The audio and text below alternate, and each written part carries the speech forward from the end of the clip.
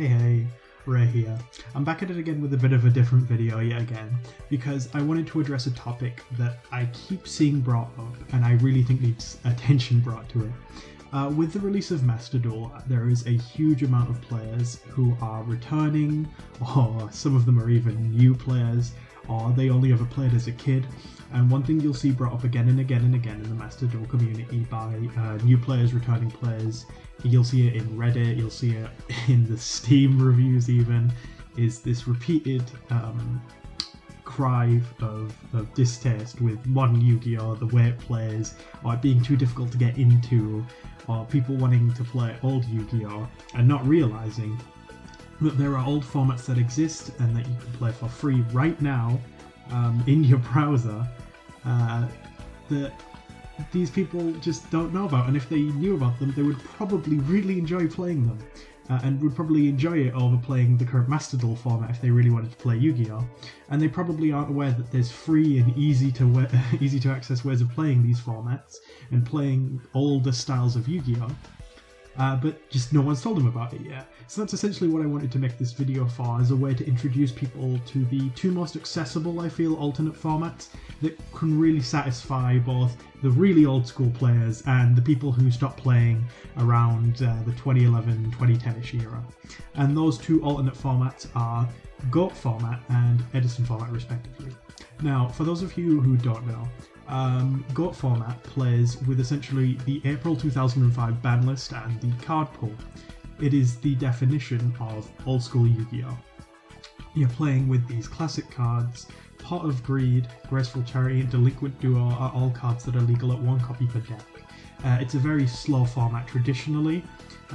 Often you'll just see players set 1, set 2, and then pass the turn. And that'll be it for a turn. Games can sometimes go on for many turns, going down to like really grindy games to who draws gas first, and sometimes both players are top decking. It's very much the definition of old school Yu-Gi-Oh! Whereas with Edison format takes place in March 2010, named after SJC Edison, which was the tournament that was held in March 2010 that basically a lot of the format was initially based off. Because it takes place in March 2010, there's a lot more modern-ish decks that are very playable in that format. It's a very diverse format where there's not one best deck, but there's tons of different decks you can play. You can play everything from X-Sabers and Gladiator Beasts to Blackwings and Fairies.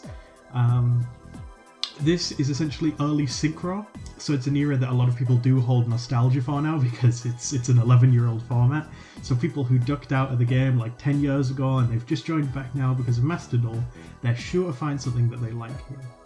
Now, with that aside, I'm going to split this video into two parts, one for GOAT format and one for Edison, and I'm going to leave timestamps in the description and probably in the comment section as well, so you guys can just skip to the part of the video that you want.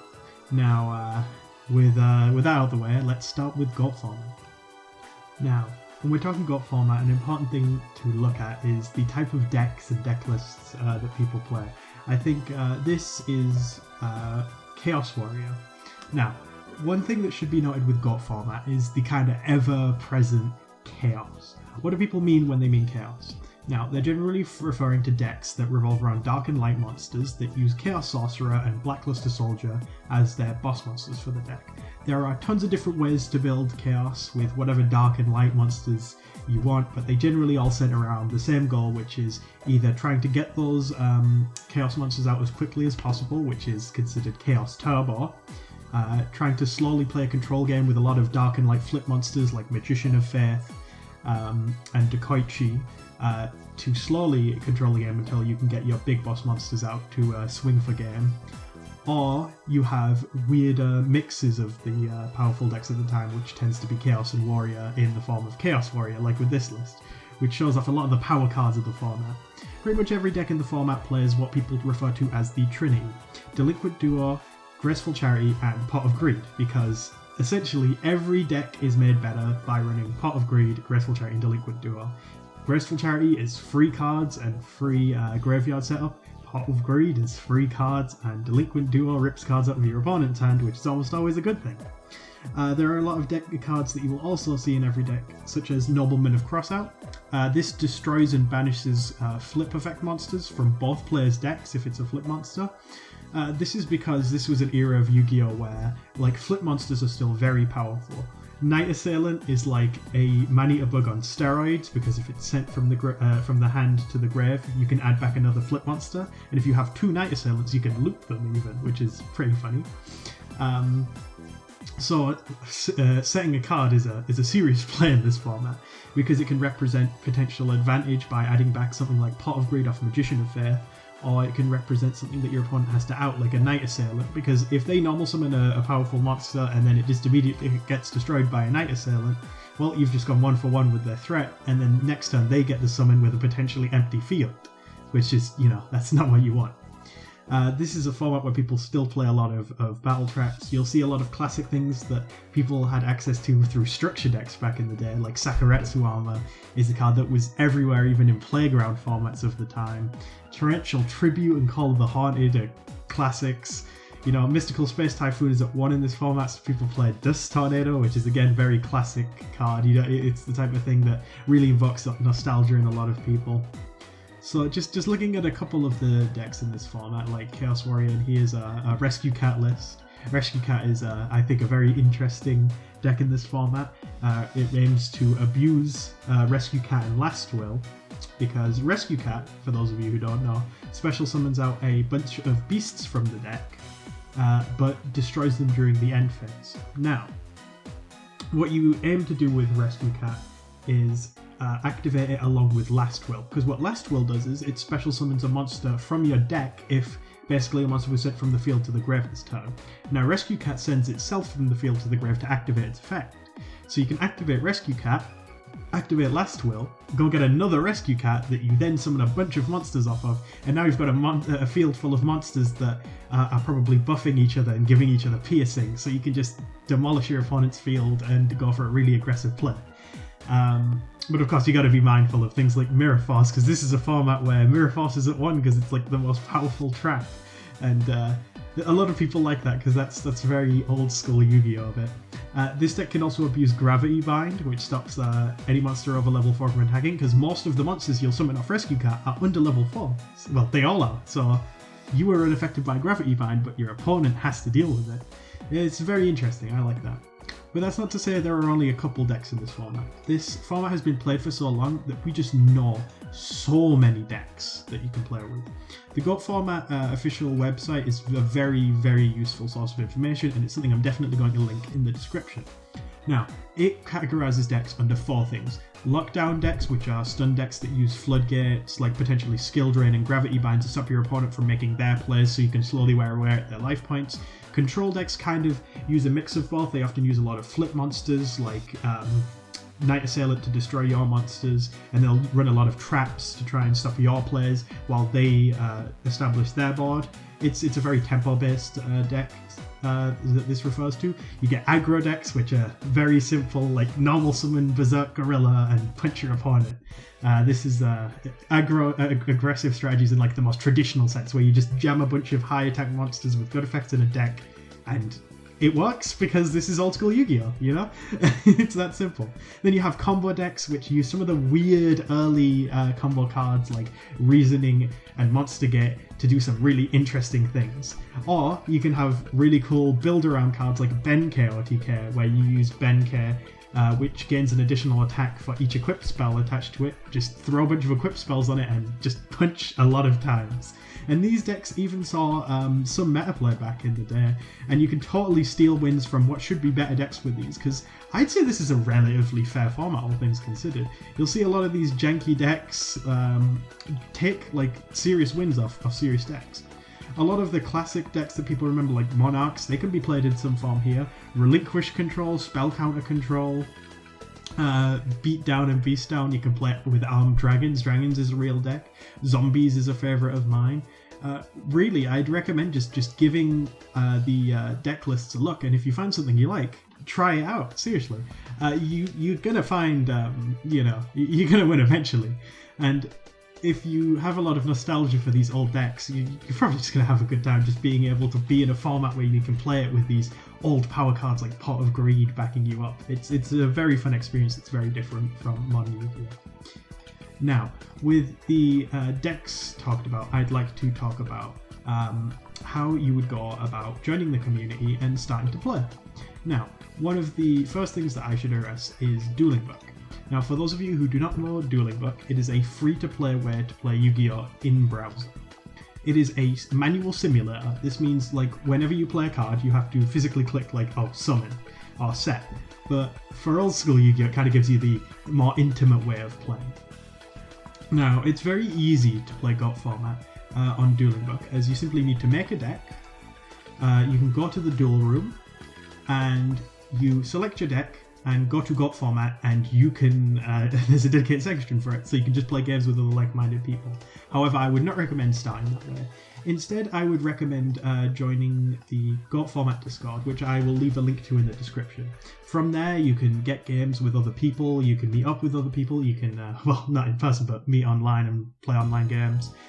You can play remote duels where you use a webcam to physically play with the cards in real life, just over the internet, which is a very fun way to play, I find, if you want to actually spend the money to buy a lot of these old decks, which often a lot of the cards have been reprinted, so a lot of them are relatively cheap. The only expensive card I can think of is like Delinquent Duo and Metamorphosis, but apart from those, most popular cards are very cheap. Now, with all of that said, there is another way that you can play, which is in person. This one's a little more difficult. You'll have to ask around your local game stores to see if there is a group of GOT players. From my experience, there is a decent amount of people who are willing to play GOT format. Hell, my own local game store practically has its own GOT and Edison league, but you might not be so lucky. So sometimes you'll just have to ask around, see if there's a local scene, and if not, well, you might be forced to play online or participate in your country's national GOT events if they have them. And there's almost always side tournaments and side events for GOT at higher level tournaments, just because people really do share a love for classic old school Yu-Gi-Oh! And that's about it in terms of GOT format. So now we are going to move on to Edison. Now, for those of you who are too young, like me, to remember the days of activating Pot of Greed and setting a Sangan and passing, there is another alternative way to play Yu-Gi-Oh! And that is Edison. Now, Edison format is named after SJC Edison, which is basically the format that took place in March 2010. You use the March 2010 ban list and every card basically printed from then and early. The last set, basically, you use everything that was printed in The Shining Darkness, I believe is the set that is illegal in Edison. But everything before that is fair game. As long as it was printed like March 2010 or earlier, you are good to play. This gives you a massive card pool with tons of decks. And this is a format where, unlike GOT, where a lot of people would argue that Chaos and Warriors are, and maybe Burn are just the best decks, there are just so many good decks in this format, and they're all like equally, well, they're all equally viable. There are some decks that are better than others, and there are some that really need their side deck, but there's just so much you can experiment with in this format. And in terms of what play looks like in this format, there are explosive turns, much more explosive than GOT. You'll have people making big synchro plays with cards like Junk Synchron or Debris Dragon, special summoning a monster from the grave and then going into a synchro, then maybe making another play. It's a lot faster than GOT, and it's a lot closer to Modern. But unlike Modern, where things are like over in a turn and that's it, this is still the era where people are playing traps, people are playing slower control decks, and things are a lot more back and forth than they are now. I'd say, at least in my opinion, this is like the Yu-Gi-Oh! Format with the ideal pace, where things really can feel like they can go either way a lot of the time. And since there are so many decks in this format, instead of just saying like, oh, here's one list, here's another, I just want to show you just a bunch of lists, and, you know, so you can get an idea of the type of things you can play. A favourite of mine, personally, is Light Swans. Light Swans, a lot of their cards are on the list. Judgment Dragon is at 2, Lumina is at 1, and Charge Alert Brigade is at 1. But this is Light Swans very much in its traditional form. Anybody who grew up around this era playing Playground Yu-Gi-Oh! Will have inevitably faced Light Swans, or they'll remember the Light Swan structure deck. And this is a great way to experience those things. You still play just the basic Light Swan engine, and your boss monsters are Celestia and Judgment Dragon, as they always were. You generally don't synchro summon much in this deck because your only tuner is Plague Spreader Zombie. But, you know, the extra deck's there if you need it, just in case you have to go into it. You can play dragons in this format. Dragons is a very interesting deck. You can either play it as like a combo deck where you use cards of consonance and trade in to discard your dragons, draw a bunch of cards, so you can set up for a big kill turn. Or you can play a more slow aggressive version like this that uses cards like Masked Dragon, which is basically a giant rat for dragons that special summons your dragons from the deck. And it's a very fun traditional control deck. And in decks at this time, you're still playing a lot of the staples, you know, Book of Moon, Bottomless Trap Hole, Dimensional Prison, Mirror Force, Torrential Tribute. This is like still one of the old formats where it's back and forth enough that, you know, people are saying every deck pretty much that can play traps is playing traps. It's very fun. Machina Gadgets is a deck that's a personal favourite of mine. It's a very old school way of playing. It's just your general plays normal summon a gadget, attack with it, pass. It's very simple. You set a lot of traps, you go 1-for-1 with your opponent threats, and you slowly build up your boards of gadgets and machinas until you can overwhelm your opponent for game. It's a very fun way of playing to me. Blackwings play a lot more like a modern deck than a lot of the decks in this format. Their goal is to basically either go into their big synchros in the form of Armor Master and Armed Wing, both of which have pretty powerful effects, with Armor Master not being able to be destroyed by battle and having the ability to reduce monsters' attack to 0, and Arm Wing does piercing, which comes up in this format. This is a format where people do set and pass, usually setting a Regal or a Gravekeeper's Spy. Now, Blackwings can also play even without using their extra deck, because they do have some, you know, powerful monsters main deck like Scirocco. And obviously they have control tools in the form of Icarus Attack, which is just such a powerful card in practice. If your opponent has like I don't know, like say they try Dimensional Prisoning one of your Blackwings, you can just activate Icarus Attack in response, and yeah, sure, you still use your Blackwing, but they now lose 2 cards, so, you know, it feels a lot better. So yeah, there's that. And that's just kind of scratching the surface on decks in Edison. I'd really recommend going onto the Edison format page and just looking at the decks, or even better, joining the Discord and like just talking with the other players who are all, you know, they're all very friendly and willing to teach you about the game. And just like with the GOAT format website, there is a big link, basically, that little flashing icon on the screen that'll link you to the Discord, and that's a really good way to get into it. Now let's talk ways to play. Just like with GOAT, there's the same 3 ways to play. Playing online with a remote duel, where you use a webcam to play with physical cards with the physical decks over the internet. There's Dueling Book, which, as I explained earlier, is the free online tool you can use to play Yu-Gi-Oh! Literally always free, never have to pay anything. You can build the decks you want, like I have one of my janky Destiny Hero builds here. You head in the duel room, you can go on the Discord and ask for a game in the games chat. You can go unlimited, unrated. I could set a classic thing, I could say Edison, and within 5 minutes I would get a game 100% of the time, pretty much. This is a format that's very easy to get games for now because it's been growing massively. A lot of people who are returning now have realised that in modern Yu-Gi-Oh! It isn't for them, and that's okay, because there are still people like them who want to play old Yu-Gi-Oh! And the Discords are just great ways of finding new people to play with.